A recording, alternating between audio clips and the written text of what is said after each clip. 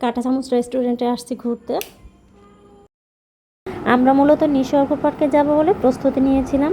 মোট কথা ছোটোখাটো পিকনিকের মতো করতে চেয়েছিলাম।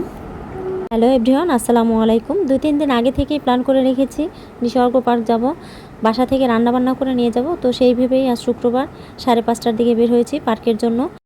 রাস্তায় যখন অটোর জন্য ওয়েট করতেছিলাম, ছোটো ছেলেটা বলতেছে চলো চলো, আমি বললাম ওয়েট করো, গাড়ি আসবে। এটা শুনে একটা গাড়ি দেখতে পেয়ে সেইটার পিছন পিছন দৌড়ায় আর বলতেছে দাঁড়াও দাঁড়াও, আমরা যাব। এত বলি আমাদের গাড়ি এটা না, ও কারো কথা কিছু শোনে না, গাড়ির পিছন দৌড়াচ্ছে আর বলতেছে দাঁড়াও দাঁড়াও, আমরা যাব।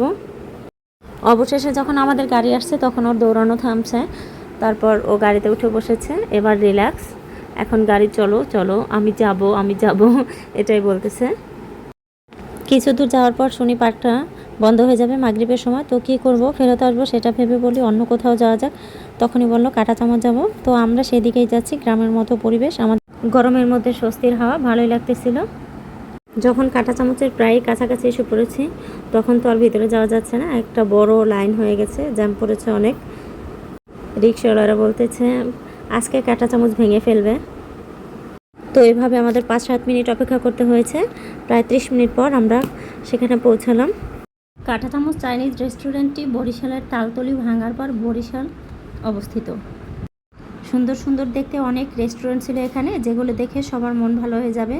রেস্টুরেন্টগুলো তো লাল নীল বাতি জ্বালানো আছে এবং রেস্টুরেন্টের সামনে বসার জন্য চেয়ার সাজানো আছে। এক সারিতে অনেকগুলো রেস্টুরেন্ট সাজানো ছিল।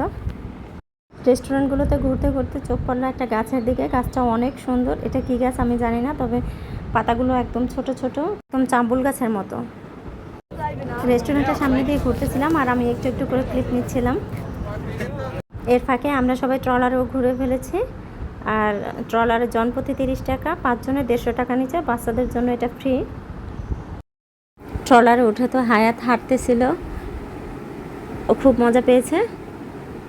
তো আঙ্কেলের হাত ধরে এপাশ ওপাশ করতেছে। ট্রলারে আরও কয়েকটা কিউট কিউট বেবি ছিল, তো আমি তাদের ভিডিও করলাম। ট্রলারে ঘুরতে ঘুরতে আমরা একদম শেষ মাথায় এসে পড়েছি। Thanks for watching, tata.